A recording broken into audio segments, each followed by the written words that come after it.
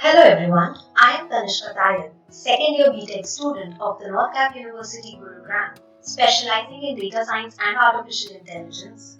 And today I am going to explain you about conditional statements and iterative statements.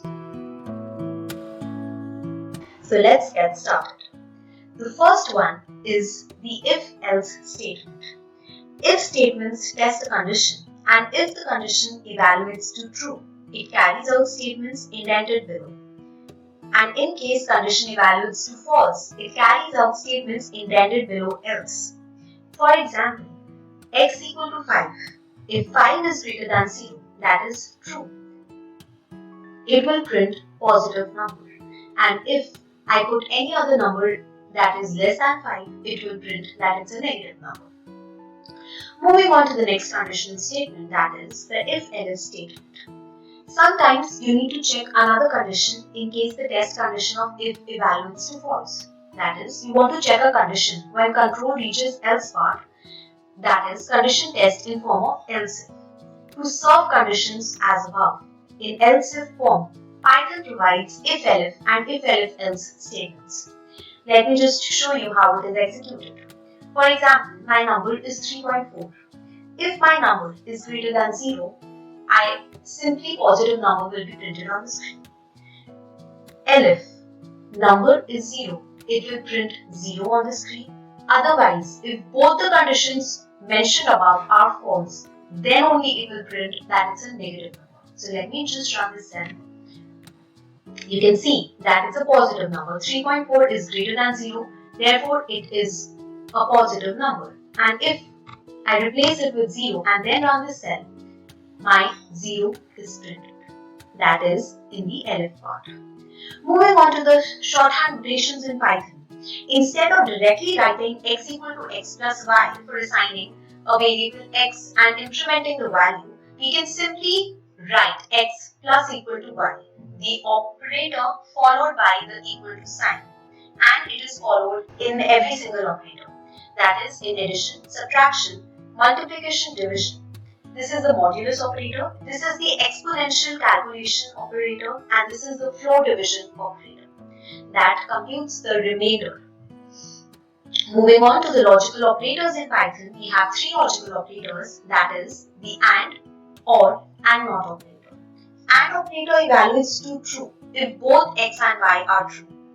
OR operator evaluates to true if either of x or y is true and not.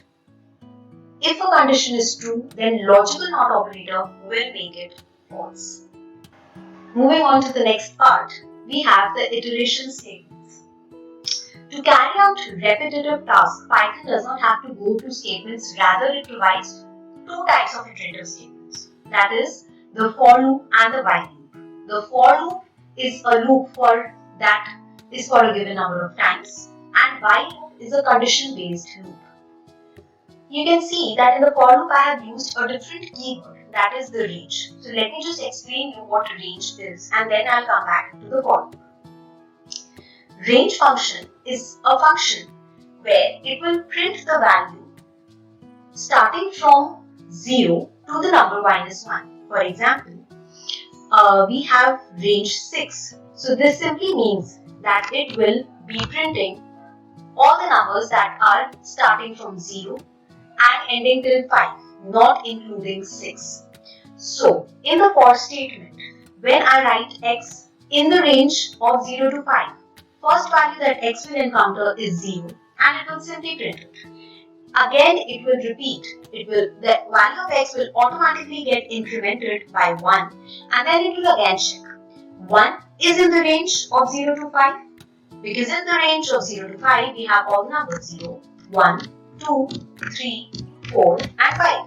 1 is true. It is in the range and hence it will get printed, and therefore all the numbers starting from 0 to 5 will be printed on my screen. Moving on to the next loop, that is the while loop. It's a conditional loop that will repeat the instructions within itself as long as the condition remains true. For example, we have I equal to 1, I is less than 6. It is correct, 1 is less than 6. Therefore, since the condition is true, it will move inside the loop and will print the value of I, that is 1. See, you can see on the screen that 1 is printed. The cursor moves down and the value of I is incremented by 1. Plus equal to is the same shorthand notation that I explained you above.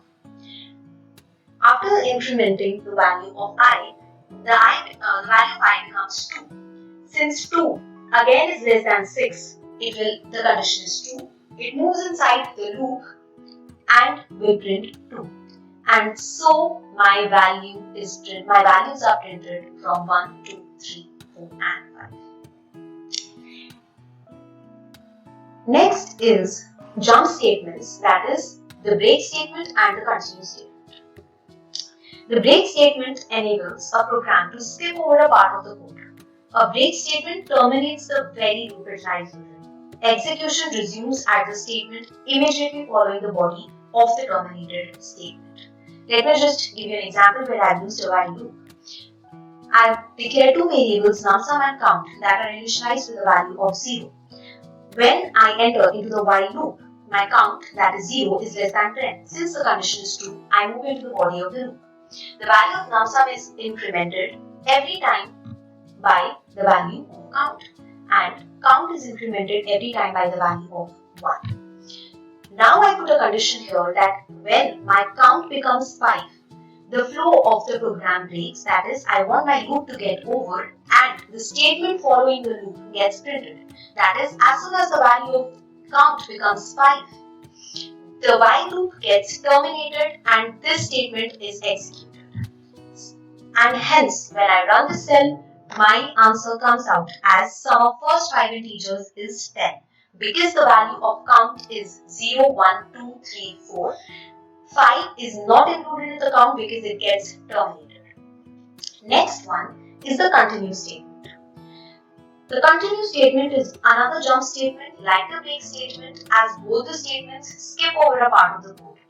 But the continue statement is somewhat different from break.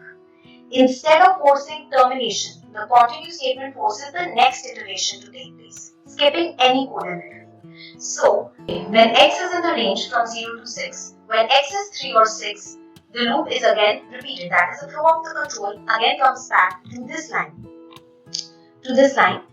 And when this condition is not satisfied, if this condition is not satisfied, it will simply print the value of x.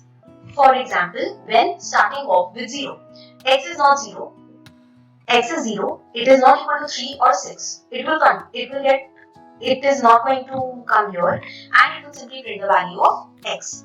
Therefore, we have all the values printed excluding 3 and 6. That was all in conditional and iterative statements. Hope you all liked it.